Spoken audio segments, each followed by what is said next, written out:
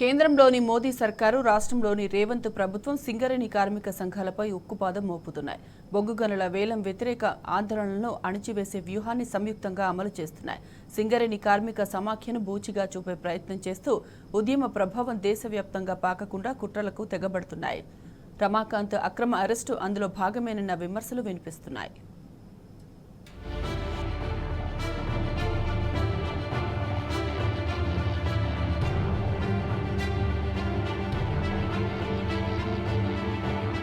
బొగ్గు గనుల ప్రైవేటీకరణ, వేలానికి వ్యతిరేకంగా పోరాడుతున్న కార్మిక సంఘాలను అణిచివేయాలన్న వ్యూహంతో సర్కారు పనిచేస్తోంది.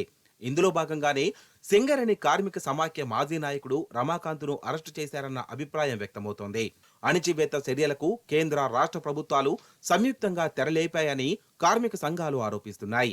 కొద్ది రోజులుగా జరుగుతున్న పరిణామాలు, బొగ్గు గనుల వేలంపై కాంగ్రెస్ ప్రభుత్వం అనుసరిస్తున్న వైఖరి ఇటువంటి అనుమానాలకు బలం చేకూరుస్తుందని చెబుతున్నారు.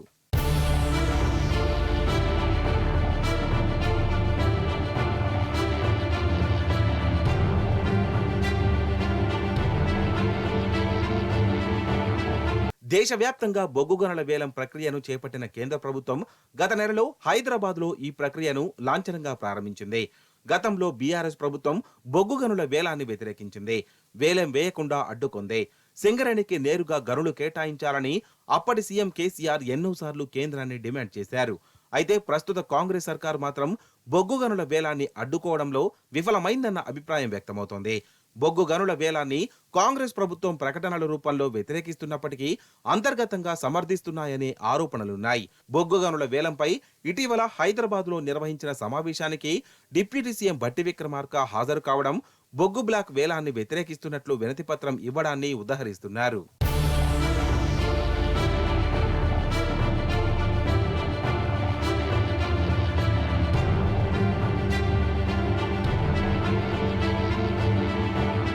బొగ్గు బ్లాకుల ప్రైవేటీకరణ, వేలానికి వ్యతిరేకంగా సింగరేణిలోని అన్ని కార్మిక సంఘాలు ఆందోళన చేస్తున్నాయి.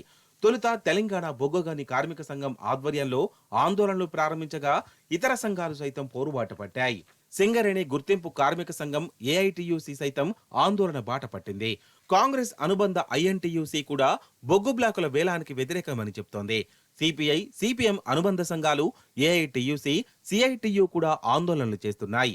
జాతీయ కార్మిక సంఘం హెచ్ఎంఎస్ కూడా విప్లవ కార్మిక సంఘాలైన ఐఎన్టీయు, ఏఐఎఫ్యుతో పాటు టీఎన్టీయూసీ ఇతర కార్మిక సంఘాలను కలుపుకొని ఐక్య కూటమిగా ఆందోళనలు చేపడుతోంది.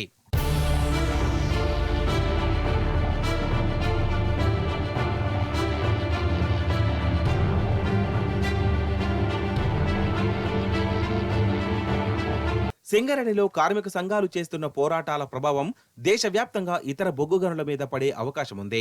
దీంతో కేంద్రానికి సింగరేణిలో జరుగుతున్న ఆందోళనలు మింగుడు పడడం లేదు.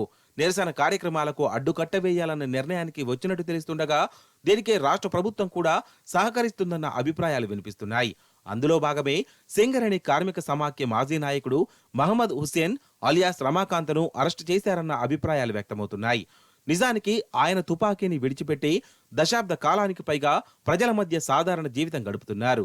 వేలానికి నిరసనగా గళమెత్తే కార్మిక సంఘాలు నాయకులను భయభ్రాంతులకు గురిచేయడమే కాకుండా నిరసనల్లో సికాసా పాల్గొంటుందని చెప్పి ఆందోళనకు అడ్డుకట్ట వేసే కుట్ర ఇందులో దాగి ఉందని కార్మిక సంఘాలు ఆరోపిస్తున్నాయి.